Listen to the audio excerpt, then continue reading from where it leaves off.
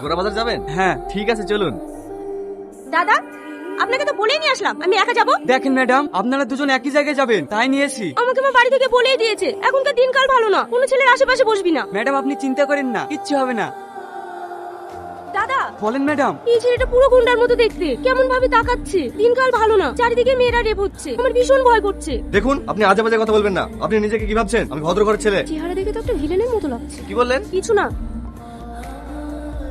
কি ব্যাপার তুমি এখানে? প্রশ্নটা তো আমারও, তুমি আমার পেছন পেছন চলে এসেছো। আমি কেন তোমার পিছন পিছন আসতে যাবো? এই ঘর তো আমি ভাড়া নিয়েছি। আন্টি, এসব কি হচ্ছে? এই ঘর তো আমি ভাড়া করেছি। এ আসলে কোথা থেকে? এই মেয়েটা ঘর ভাড়ার জন্য এসেছে। আমি ওকে বললাম এখানে কোনো ঘর ফাঁকা নেই, তবু একটা রাত থাকার জন্য কান্নাকাটি করছিল, তাই ওকে থাকতে বলেছি। আমি আমার রুমে কোনো মেয়ে থাকতে দেবো না। ওকে এখান থেকে চলে যেতে বলেন। তাহলে আমার আর কিছু করার নেই। আমি এখন এত রাতে কোথায় যাব?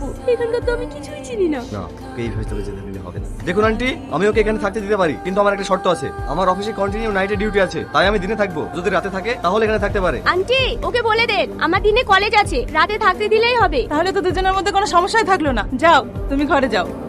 তাহলে ও অফিসে যাক, আমি ঘুমাই। আজ তো আমার আবার অফিস নেই। তাহলে কি হবে? দুজন একসাথে কিভাবে থাকবো? তুমি নিচে ঘুমাও, আমি উপরে ঘুমাচ্ছি। ঠিক আছে। আজকে তাজা খবর, নন্দীগ্রামের একটি মেশে গভীর রাত্রে একটি মেয়েকে একা পেয়ে ধর্ষণ করে খুন করেছে একটি যুবক। মেয়েরা কোনো জায়গায় সেভ নয়। কি ব্যাপার, এত রাত্রে তুমি কোথায় যাচ্ছ? আমি এখানে শোবো না, বাইরে শোবো। খবর শুনে ভয় পেলে নাকি? না। ঠিক আছে, তুমি ভিতরে ঘুমাও, আমি বাইরে ঘুমাচ্ছি।